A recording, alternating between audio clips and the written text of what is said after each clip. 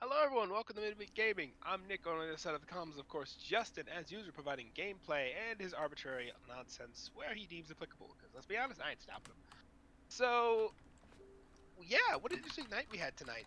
The Game Awards just happened. It just wrapped up about 30-ish minutes ago, roughly, give or take. So, yeah, it was pretty interesting tonight, honestly. Well, first off, before I get too deeply, congratulations to Baldur's Gate 3's team, who I believe is Laurel Studios. I believe I'm pronouncing that right. Laurel Studios. Yeah. If not, I'm so sorry. But yeah, congratulations to them. What a weird night we had, honestly.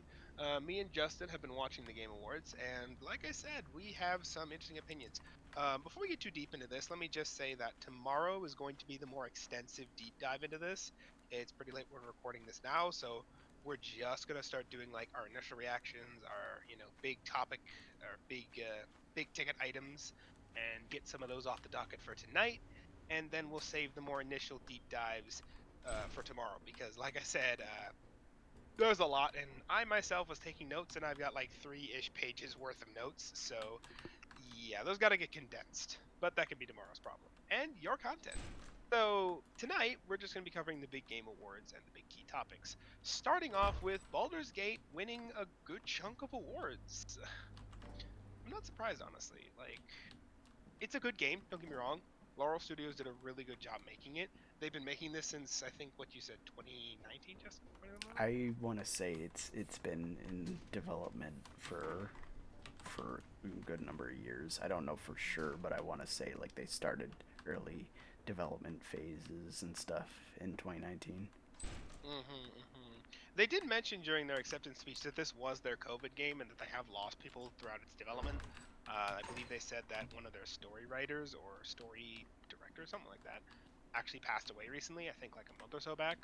So yeah, it's been one hell of a night for them, I suppose. The voice of the vampire, actually, the vampire dude in Baldur's Gate 3, won Best Voice Actor award this year. Congratulations to him.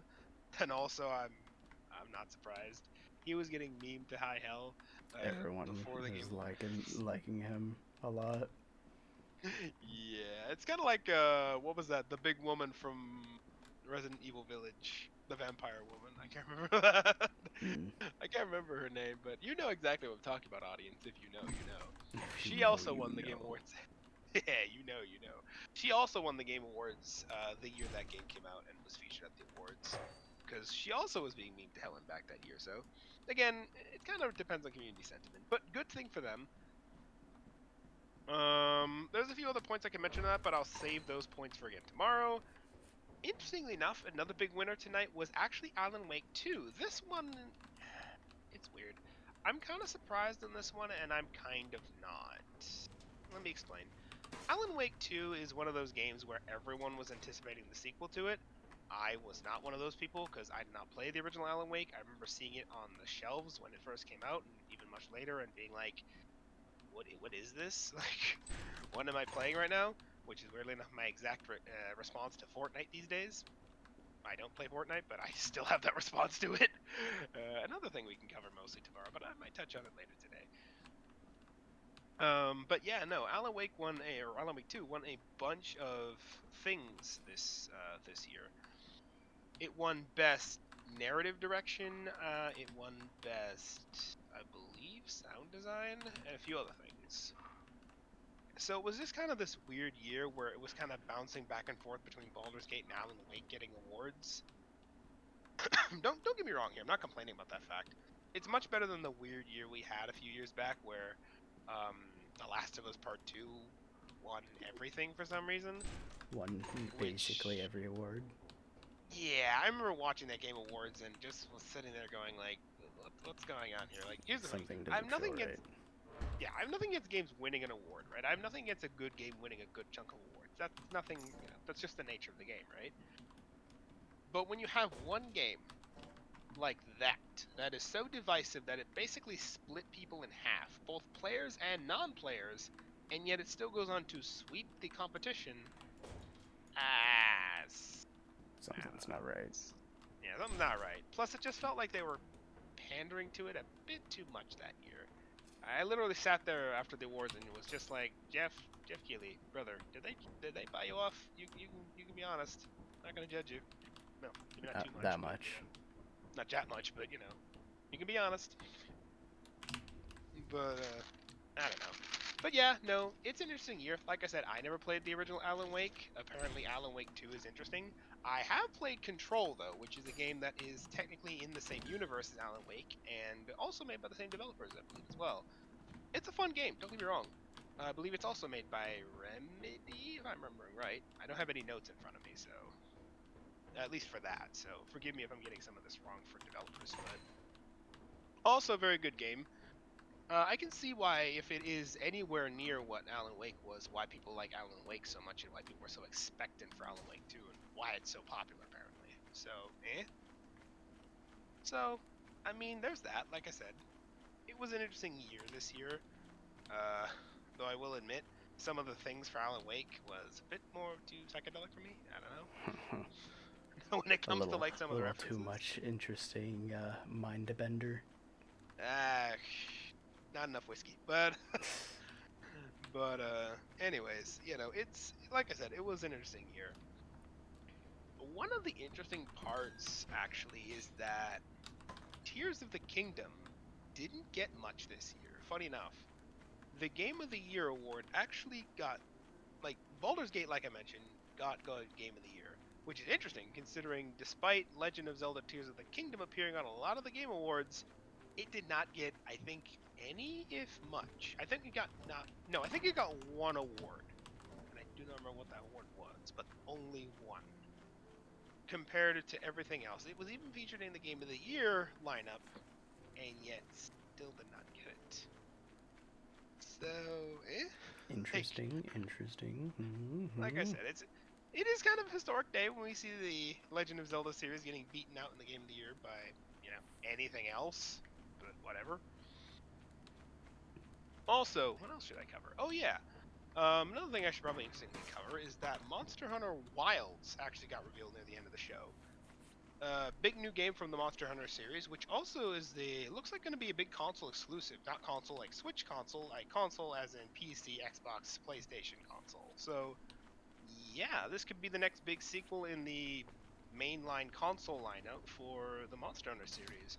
Maybe, well, it is going to be the next big sequel, or I don't want to say sequel, a next installment in kind of like the Monster Hunter World genre, where it's going to be one of those big, you know, big performers, big graphical fidelity games. It's going to be really fun to play. Like I said, Monster Hunter has always been one of those games that has a long history with the Nintendo consoles, and also the PlayStation portable consoles back in the day. I think it actually started on the PSP, funny enough. So it's very used to having games that are very contained because it's very used to having handheld consoles or lower powered consoles like the Switches and the Wii's and the Wii U's, that kind of thing. So to see the genre coming back to the big consoles, PlayStation and Xbox and PC, that again opens the door up to much more just absolute chaos and graphically beautiful creatures and environments and just more voice acting, really, because fun fact, I don't think much voice acting in the Monster Hunter games, again as a result of its kind of contained nature within the portable genre. So that'll be fun. I'm looking forward to it. Also, fun fact, Cyberpunk won Best Ongoing Game. Interesting, right? I Yes. didn't expect this. I will say this. I actually honestly expected both Warframe and Destiny to be put on there as well, but they weren't. They were not. Yes. No, they were not. Genshin was, but those two were not. Fortnite also was, which is a debate we can have later. But like I said, they didn't Ongoing win reboot. best. Yeah, they did not win best community support, which is something I will. What the hell? I'll mention that tonight as well. That'll be my last topic for tonight, and then we'll call it. But yeah, no. Cyberpunk won Best Ongoing Game and beat out all the other games on that list, which were all MMOs. Like Final Fantasy Online was on that list, Genshin was on that list, Fortnite was for some reason on that list. Um, Again, may I just go back to Fortnite for a second and say, what even is Fortnite anymore? Like, It it's just a combination of a whole bunch of different things now. I mean, Not it literally only just bunch of different genres and movies and games and stuff, but it's also like you're able to play a multitude of different kind of your own mini games and stuff using it. that's the thing. Like That's you the can thing, make your own right? game basically using it now. So That's the thing, right? Like literally just today, I saw something while I was installing Avatar, and I saw Lego Fortnite, which was also showed off at the Game Awards, and I yes. sat there going, Lego Fortnite. Though No, you don't get to touch Lego. I will quickly say I think they're setting up the game kind of in the same vein as Minecraft. I don't know for I sure, think but it's actually in that's Fortnite though, not a separate game though. yeah, but still, like I think the Lego Fortnite is kind of in the same vein as like Minecraft, where you kind of just slowly build up resources, build your world, do your thing, whatever, stuff like that. I think that's Maybe, what they're going for, but I don't know for sure. maybe. That could be a nice jump off point to the new Jurassic Park game, but again, that's a story for tomorrow. Yes. Honestly, I will say that like regardless of my personal feelings on Fortnite and my confusion around the game, I will say them adapting the Lego into their kind of hodgepodge hot pot of the game at this point is a natural progression, I would say, at this point, if you could even consider whatever the hell Fortnite's doing these days natural. Because like I said, Lego's a game about building, and there's building aspects to Fortnite's combat systems, and battle royale just kind of works in Lego. You can kind of use the weird humor that Fortnite has, and kind of blend the weird humor that Lego likes to play with. You know, it just feels like those two would work well together. So regardless of my personal feelings on the matter, I get why they did this. It feels natural in a way. I don't know if I like it, but it feels natural. They've done it. Can't go They've done it. back. Like I said, the whole shtick we saw at the Game Awards was just like, find it on Fortnite. Like they revealed a racing thing on Fortnite as well. Apparently now it's like find it on Fortnite. They're not even referring to like Fortnite by its genre anymore. They're just like find it on Fortnite, which might show you that even Epic doesn't even know what the hell Fortnite is anymore. So Yeah, yeah, that doesn't. that doesn't make it look good. But anyway, circling all the way back. Cyberpunk, yeah, won Best Ongoing Game.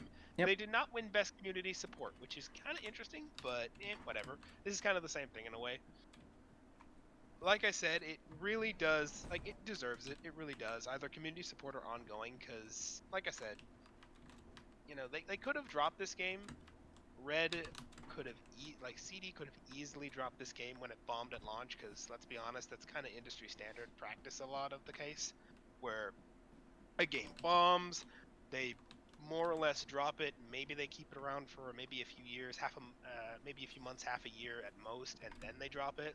But Red stuck by it. They stuck by it. They built it up. And fun fact, actually, a big update actually just came, I think, today for the game for 2.1. Now we're on, and it introduces the Metro system among other things. Took them like a few years, but the They did Metro it. system in or the Metro system in Cyberpunk finally works. So the guy that shows the character on the train station can actually be a thing in the game now. I'm very happy for the game. Good work, good job, CD. Maybe you'll build back your trust in another decade, but whatever. Maybe. Maybe.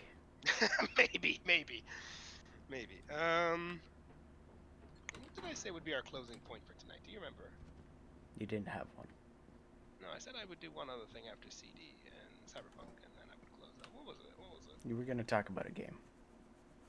You know, you think?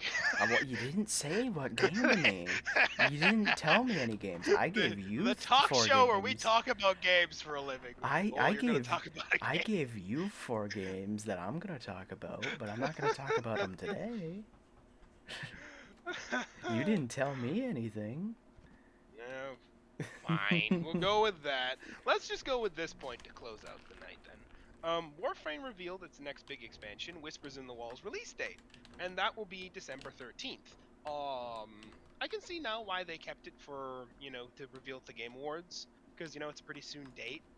It's actually really close to another big thing that's coming to another big game, which is maybe God of War inspired, maybe got God of War-esque flavor to it. But again, stay tuned tomorrow to find out what that is, if you don't already know. Probably do at this point if you watch the Game Awards or if you're on any form of social media right now, because I'm sure it's blowing up everywhere, but whatever. It's We'll tell you fine. tomorrow anyway. It's We fine. will tell you when we tell you. We will tell you when we tell you. And so that looks interesting. I'll be interested in seeing where that goes. My PlayStation quivers in anticipation, and its hard drive quivers in fear, because that is going to be a very massive, big update, I imagine. And I'm going to need to clear space on my PlayStation. Again, this is why I invest in Cloud Save. I play hot potato with my games way more than I should probably. But whatever. Perhaps. But yeah, now that wraps up our kind of initial impressions of the Game Awards. Unless you want to add any closing thoughts, Justin, before No, we wrap it up I for the would night. I would say this year was pretty good. The the people who won awards won it within like the reasonable standpoint. It didn't seem like things were really rigged or anything like that. It seemed like Pretty everyone, fair. yeah, everyone. It was fair. It seemed like everyone won it within in good meritable reasons. So, Mhm. yeah, Mhm. And like I said, there's a lot of other talking points that we have. Like I said, have a 3-page list, but that can wait for tomorrow. So tune in tomorrow to discuss the finer details of the Game the little Awards. things that we will be talking about soon And enough. some big things. And some big things that will take way too much time to talk about tonight. So, good night, everyone. Hope you enjoyed the Game Awards. This is me, Justin, and our laptops, or my laptop, over at the Game Awards offices, plural. And good night, everybody.